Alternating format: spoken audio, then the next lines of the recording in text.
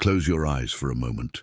Now go back in your mind to that conversation where you felt a cold jolt of realization that your presence carried no weight. You were speaking, and it was as if no one was really there. You tried to finish a sentence and got cut off. You tried to explain yourself and were met with a dismissive, yeah, I get it. You tried to stay polite and received impatience, contempt, and that subtle rush to shut you down. And the worst part is that most of the time there isn't any obvious aggression. There's something more cruel, subtle invalidation. The quiet message that you are interruptible, rushed, disposable. When the conversation ends, you don't feel only irritation. You feel shame for having accepted it for too long. You feel anger for staying quiet. You feel guilt for reacting the wrong way. And on some level you feel fear, because you realize that if this keeps happening, you'll start shrinking on the inside just to fit into the space they've decided to give you. If that hit you, then listen closely. What you're looking for isn't a fight. It's dignity. And dignity begins the moment you decide you no longer need to shout to be taken seriously. If that hit you, then listen closely. What you're looking for isn't a fight. It's dignity. And dignity begins the moment you decide you no longer need to shout to be taken seriously. The real problem isn't your voice, it's your position. There's a common misunderstanding that destroys the authority of good people, the idea that respect is won by muscling through a conversation, as if the solution were to explain better, argue better, prove more, repeat more, push harder, and for a while it even seems to work. You win an argument here, shut down a debate there, manage to force a point through. But the cost comes later. You walk away drained. You replay the scene in your head. You regret raising your tone, or you feel embarrassed for staying silent. And deep down, you realize that conversation didn't strengthen you. It wore you down. The Stoics looked at this with a useful coldness. When you need noise to hold up what you're saying, it's a sign you've lost your center. And when you lose your center, you hand over command. Epictetus would say that in that moment you became dependent on something you can't control, the other person's reaction. Marcus Aurelius would remind you that a restless mind has no power, only motion. Seneca would say bluntly that anger promises strength and delivers weakness. What commands respect isn't volume, it's gravity. Gravity is when you speak and it doesn't feel like you're asking permission to exist. When you don't beg for attention, when you don't bargain away your dignity just to avoid discomfort. And gravity is born from something simple, but rare: self-control. The pause is where freedom begins. Notice what usually happens when someone disrespects you. It's not only what they say, it's what happens inside you in the very next second. Your chest tightens, your throat warms, your mind speeds up. Your imagination starts writing an entire script. I can't let this slide. If I stay quiet, they'll think I'm weak. I have to respond right now. The Stoics called this an impression, a stimulus that arrives and tries to take over you. Stoic discipline begins when you realize an impression isn't destiny. An impulse isn't an order. An emotion isn't a command. Freedom isn't the elimination of feeling. Freedom is refusing to be dragged by it. And that's why the pause is so powerful, not as a nice technique, but as territory. In the pause, you take the wheel back. You don't control the other person's manners. You don't control their mood. You don't control how much they want to understand you. But you control 4 things: your tone, your clarity, your boundary, and your exit. When those 4 things are firm, the conversation changes. And even when it doesn't, you don't lose yourself. A simple metaphor to understand presence. Imagine a mountain. When the storm arrives, it doesn't ask permission. It makes noise, it threatens, it creates chaos. And for a few minutes it seems enormous. But the mountain doesn't need to answer the storm in order to remain a mountain. It doesn't argue with the wind. It doesn't negotiate with thunder. It stays. That isn't passivity, it's stability. The problem for many sensitive people is that they confuse stability with coldness. They think that if they don't react, they're letting it slide. That if they don't answer immediately, they're losing. But Stoicism teaches something else. Choosing the moment and the manner of your response is strength, not escape.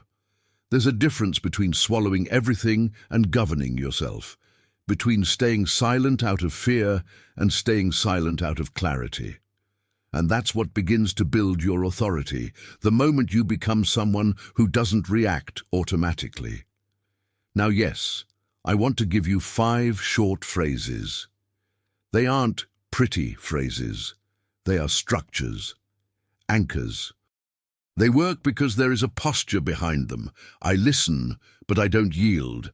I acknowledge, but I don't tolerate. I engage, but I won't expose myself to chaos. I take a position, but I won't over-explain. I end it, but I won't attack. And as we go through each one, I want you to notice something. It's not only what you say, it's how you say it. And above all, where you're saying it from. Phrase 1. I understand your point, but I disagree. This phrase is simple, and precisely for that reason powerful.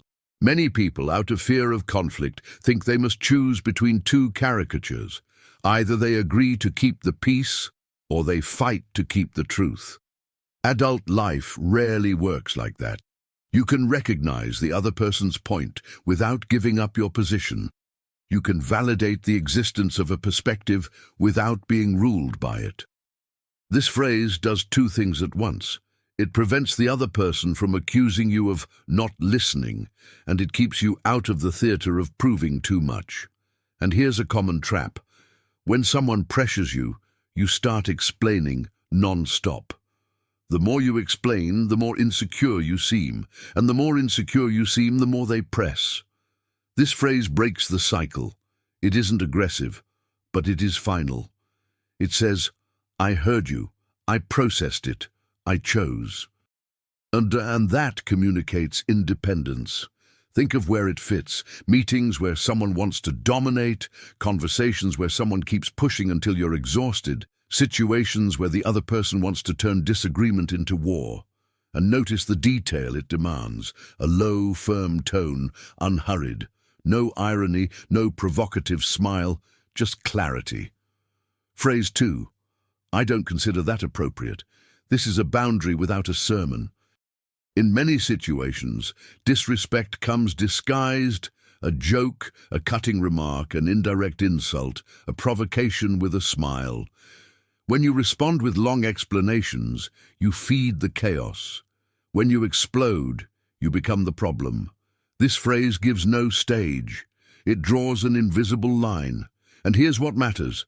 A boundary isn't an attempt to control the other person.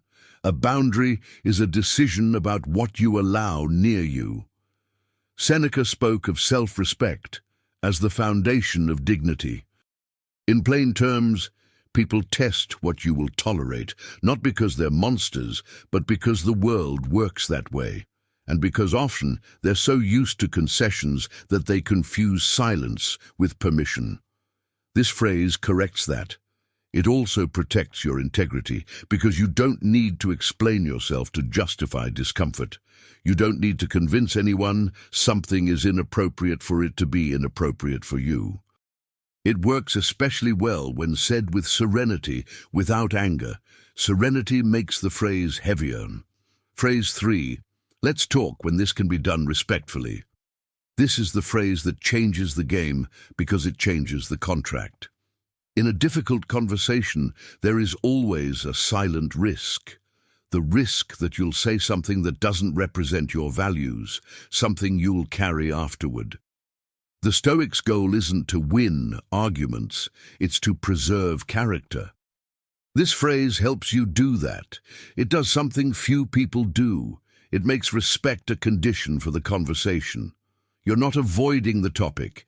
You're protecting the form. And the form decides everything. When the tone rises, when the person becomes aggressive, when irony and attacks show up, the content stops mattering. The conversation becomes an arena. And an arena is not a place for truth, it's a place for ego. This phrase shifts the focus from the subject to the behavior. It says, yes, we'll talk, but not like this. And an important point so it doesn't become an empty formula.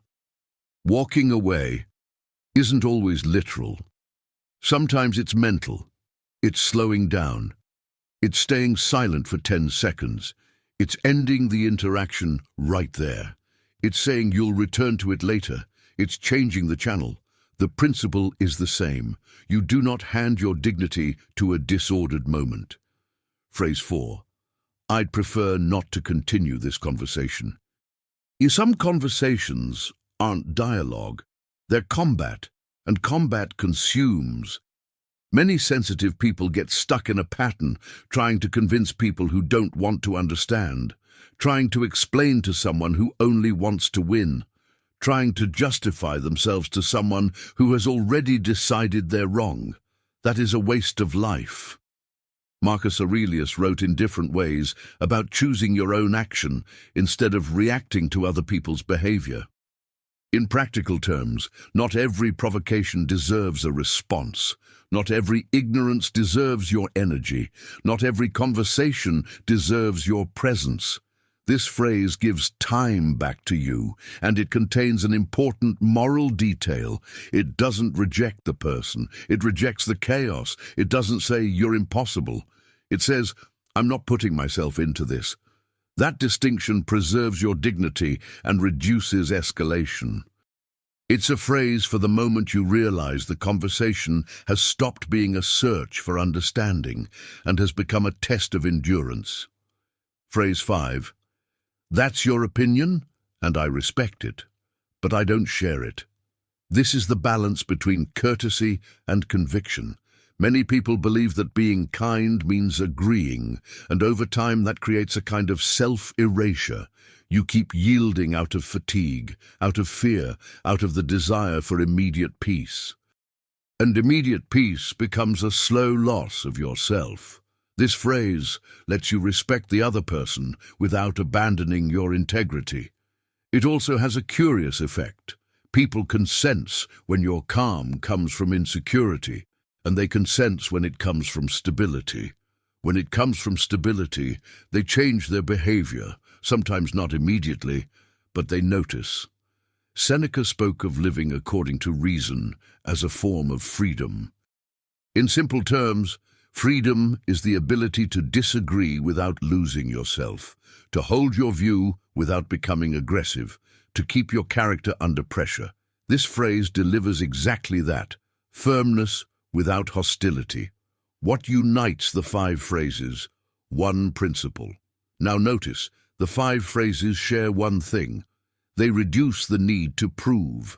And here is a hard truth. The more you try to prove you deserve respect, the more you communicate that respect depends on approval. True authority isn't begged for. It's established. That doesn't mean hardness. It means clear boundaries. And clear boundaries are not an attack on the other person. They're a commitment to yourself. Why this is so difficult for sensitive people. If you're someone who feels deeply, thinks deeply, and tends to blame yourself, there is usually a fear behind firmness. Fear of being seen as cold. Fear of hurting someone. Fear of losing relationships. Fear of being judged. Fear of causing trouble. Stoicism doesn't ask you to become stone. It asks you to become responsible for not dumping emotion on other people, responsible for not abandoning your values to avoid discomfort, responsible for not confusing peace with submission. And that's the point. Firmness can be profoundly human. What makes it cold is the intention to punish. What makes it dignified is the intention to protect what is right. A simple practice to train calm authority. Now I want to leave you with a short daily practice, not to become perfect, but to build a habit of self-control. It has 3 parts. First, the conscious pause. Before answering something that triggers you, count to 3 in your mind.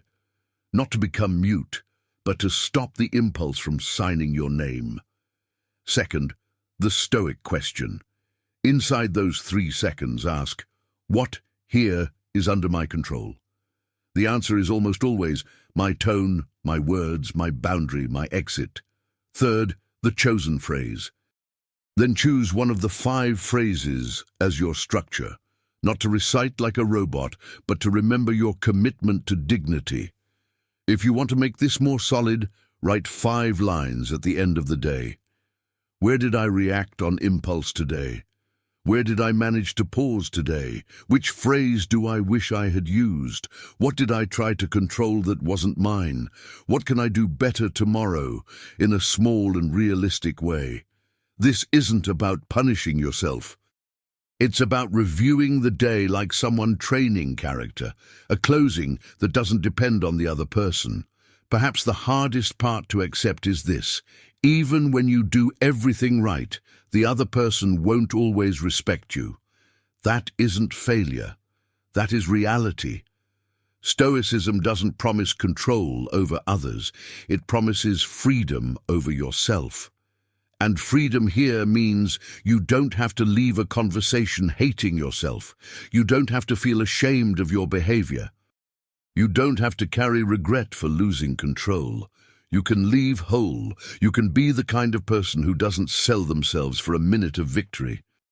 And here is the final question to stay with you after the video ends.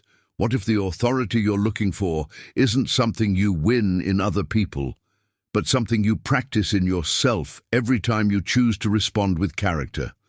If this video helped you, tell me in the comments which of these 5 phrases you need most today and why. I read the responses because sometimes what we can't say in real life, we begin by saying here calmly.